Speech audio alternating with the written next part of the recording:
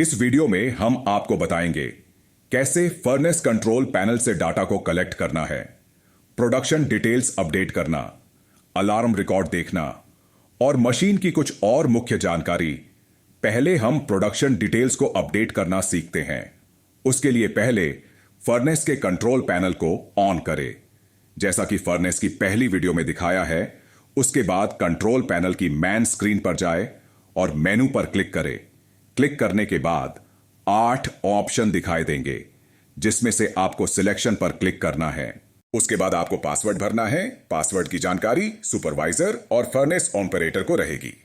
उसके बाद part detail update करने के लिए मुख्य स्क्रीन दिखाई देगी, जिसमें आपको पार्ट का शार्ट नाम डालना है, कस्टमर नाम, पार्ट का नाम, पार्ट का ग्रेड, पार्ट का वजन और ट्रे में लोड मटेरियल की संख्या को अपडेट कर दे, बिल्कुल इस प्रकार से जैसे मैं आपको स्क्रीन पर अपडेट करके दिखा रहा हूं।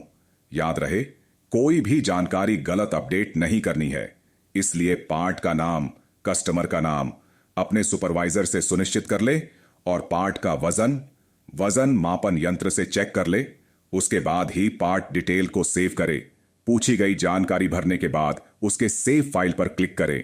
फिर वह आपसे पूछेगा कि आप सुनिश्चित करें अपने ऑपरेशन यानी अपने प्रोसेस को कि सही है। सही है तो कंफर्म पर क्लिक कर दे, अन्यथा कैंसिल पर क्लिक कर दे।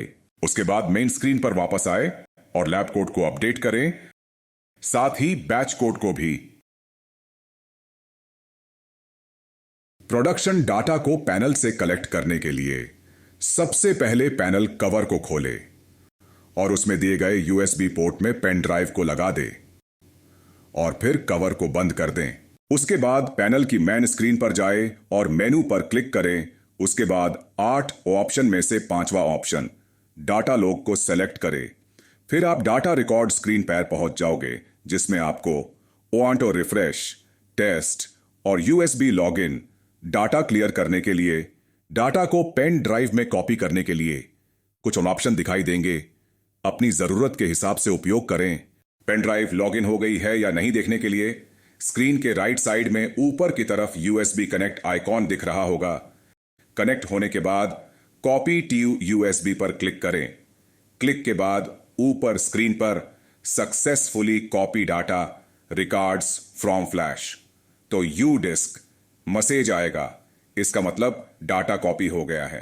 अब डाटा कॉपी होने के बाद डाटा को पैनल से क्लियर करने के लिए लाल रंग में दिए गए क्लियर बटन पर क्लिक करके रखें, जब तक डाटा क्लियर ना हो जाए। अब प्रॉम्प्ट मैसेज और अलार्म रिकॉर्ड को समझते हैं। Prompt message real time activity को दिखाता है, जैसे कब गेट खुला बंद हुआ, पुशर कब आगे गया, कब पीछे आया।